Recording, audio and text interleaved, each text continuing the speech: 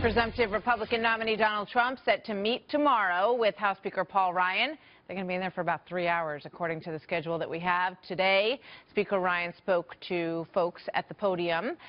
He said that the party simply can't pretend that it is unified when it isn't, and that there needs to be an effort to make that happen. I want to be a part of that unifying process so that we're at full strength this fall so that we can win this election. We cannot afford to lose this election to Hillary Clinton, to pack the Supreme Court, to keep the liberal Obama agenda going. We have to be at full strength so that we can win this election. I'm joined by Ari Fleischer, former press secretary for President George W. Bush. Ari, good to see you. Welcome. Thank you, Martha. This afternoon. So what do you make of this Ryan meeting tomorrow?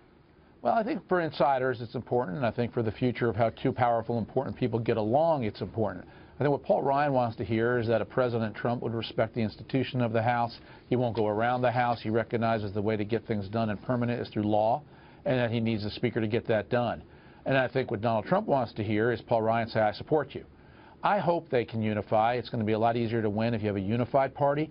But bear in mind, Martha, Donald Trump is winning and did well in the primaries, won the primaries, because he's an outsider, not an insider. This meeting is important to people who follow it day to day. It's not as important to the overall average person who voted for Donald Trump. You know, I mean, it's interesting. You know, your former boss did not back him and made a point of saying that we will not endorse. And that is going to be something that's brought up a lot during the course of this campaign. So, you know, what do you think about that fact? And, you know, there are those who, like Mike Huckabee, who I spoke to just moments ago, he said, you know what, Paul Ryan doesn't need to do this out in public. He needs to do this behind closed doors. This is not good for the party. Well, there is no behind closed doors when you have a meeting with Donald Trump or Paul Ryan, the speaker. So I don't know how that works. As for President Bush, look, obviously, the statements that Donald Trump made about George Bush lying about Iraq are erroneous. They're false. Donald Trump never should have said it. And that's a way of Donald Trump pushing away people that he should be able to get. So I don't blame George W. Bush for that. You know, there's a lot about Donald Trump I don't like, but I will support Donald Trump and vote for him because his opponent is Hillary Clinton. I will support Donald Trump any day of the week against Hillary Clinton.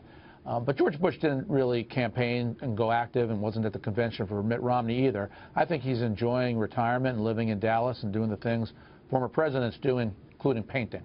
Including painting, which we love to see. So in terms of the Rudy Giuliani possibility and a function that he might have, here is Donald Trump on Fox and Friends talking about a position potentially for Rudy Giuliani. Watch this. It's a real problem, not only here, but throughout the world. It's a real problem. So we'll figure it out, and we will get it going. But we have to be extremely careful. In fact, I'm thinking about setting up a commission, perhaps headed by Rudy Giuliani, to take a very serious look at this problem. But this is a worldwide problem, and we have to be smart. Good idea, Ari? Well, I do think it's an interesting sign of Donald Trump's potential evolution, that he's going to stop just answering everything for himself and start to bring on people who have some experience and expertise and do things in a more methodical way. That's the sign of a more maturing candidate. Look, I oppose his Muslim ban. I think that's not how you handle these type of situations where we can target the bad people, and that's what we should do without tarnishing an entire faith. But I like the idea of Donald Trump starting to bring on people like Rudy to lend an expert idea to what he's doing. And if he does that, he can say, here's what we've worked out, here's how we're going to handle this issue, and it will be a modifying factor. You know, once the explanation comes out about what the program actually looks like, and it becomes more clear that, as he said in the beginning, it's a temporary idea until we fix what's wrong with the system, which is what he originally said, he may get some points for that. You know, Martha, I think that's exactly right, but it's also bigger than that. The office of the presidency is mammoth. So is the campaign for the presidency. And the good candidates and the good presidents figure out who they can lean on, who the smart people are that they need to incorporate and rely on and use them to figure solutions out. No president can be successful on gut and whim alone. They've got to develop a strong team around them, and I'm glad to see Donald Trump's moving in that direction, at least in this instance. All right, Fleischer, always good to see you, sir. Thanks for coming. Thank you. You bet.